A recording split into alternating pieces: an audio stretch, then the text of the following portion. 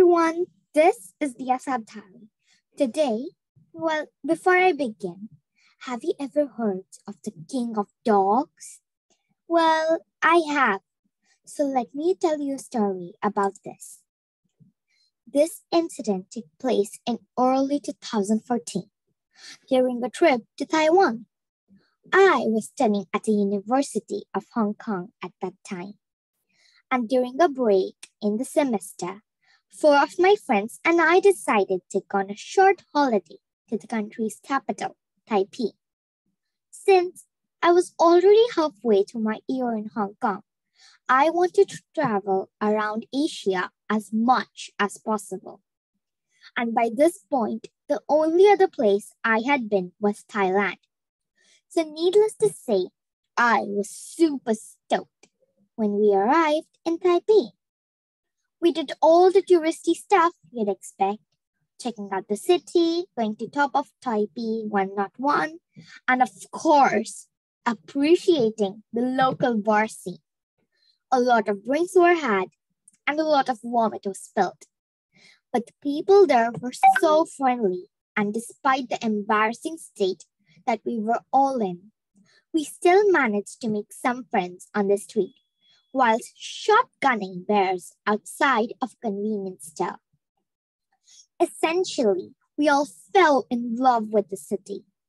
And after exploring the urban areas extensively, three of us decided to go in touch with Taipei's natural beauty by hiking to the top of Elephant Peak, just outside of the city. It didn't seem like a long or arduous trek, and just sounded like a fun way to spend one of our days there. It would also provide us with an awesome view of the city. So, on the morning that we decided to go, two of our friends went to further explore the city, whilst my friends Nick and Greg and I put on our proverbial hiking boots and caught a train to the bottom of the mountain. We begin our journey to the top, and the memory is still hazy, but I think we didn't take the usual route, since we didn't encounter anybody for a long while. Obviously, this was fine. The three of us were happy to simply be soaking in the outdoors, away from the bustle of the nearby city. It was all just a general forest that surrounded us. But because it was in Taiwan, it had that exotic vibe that made the hiking experience feel fresh and new. It was about an hour to the trek, and we still hadn't seen anyone. We weren't even sure if we were going the right way.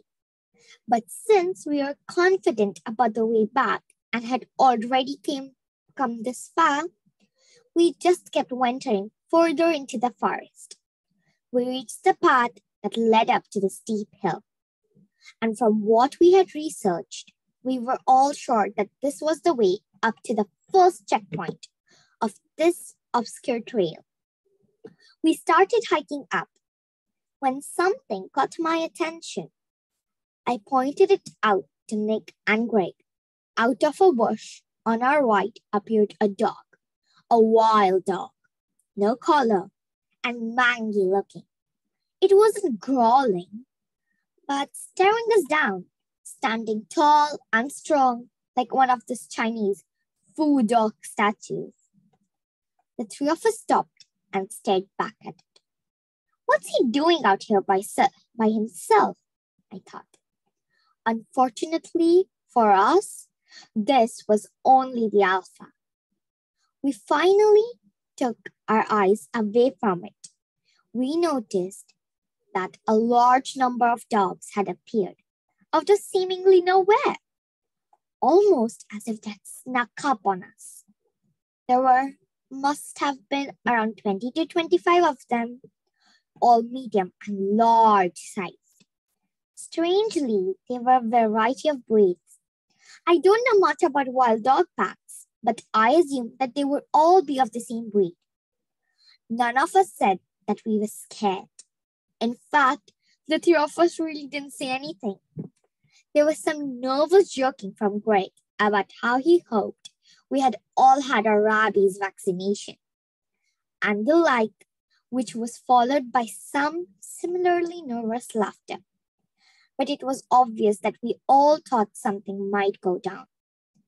I remembered back to our accommodation in Hong Kong, where we regularly hear wild dogs in the hills behind our complex go crazy each night as they found each other or hunted for creatures to kill. My mind couldn't help but to jump to the conclusion that this group of wild dogs had similar bloodthirsty intentions. By this point, we were basically surrounded. I had a large, sharp rock in my hand that I picked off the ground in case they came charging at us. Not the three of us would have been able to fight off this many dogs, but in some warped, animalistic way, I suppose it might at least be able to take one with me or something. I guess in situations like this instinct takes over and seems logical to me at that moment. Since I have two dogs of my own, I knew that in dog language, eye contact was confrontational. I remembered that to convince a dog you weren't a threat, you should yawn, lick your lips, and not look at them directly in the eyes. This might all be rubbish in reality, but it's just what I remembered. So we all just averted our eyes, focused on the trail, and slowly walked past them, continuing up the path. Looking back, we could see that they were following us. At least 20 sets of intense eyes locked onto us. As tempting as it may have been to run up the path, any idiot knows that those dogs could have outrun us. So we tried to keep our cool and just continued upwards. When we reached the checkpoint, we saw the first sight of human in a long while. Just a normal-looking guy chilling at the viewpoint with around 10 dogs around him. I think of this guy as the king of dogs, since from the way they were interacting with him, it was clear that they were all his. At this point, the dogs had been following us and had caught up and returned to their master. We all said a silent thank God to ourselves. The scraggly old dogs weren't stray after all. Or maybe they were. But they were at least not man-eaters.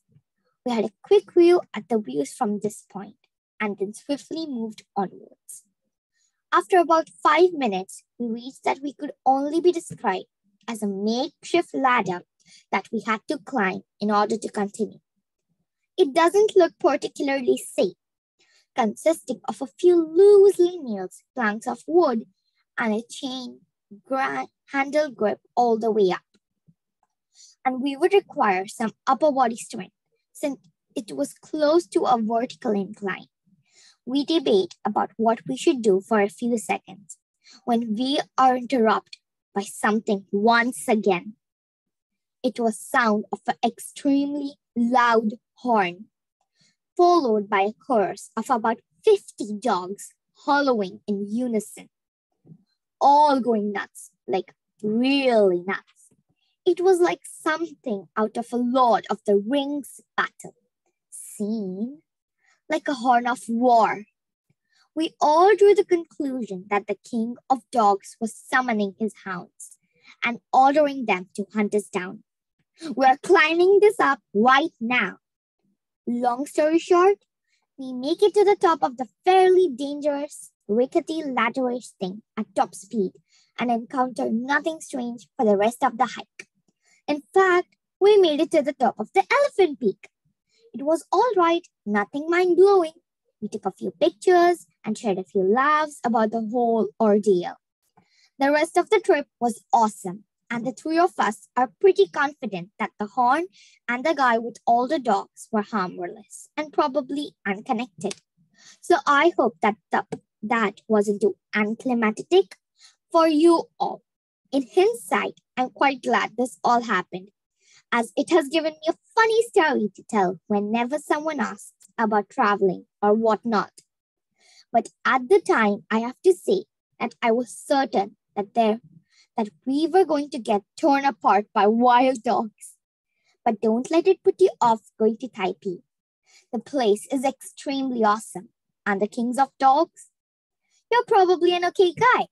But as long as you're handling out with those little mangy crazy dogs and the blowing horn of Gongor, for seemingly no reason, let's not meet. So this was the end. Thank you.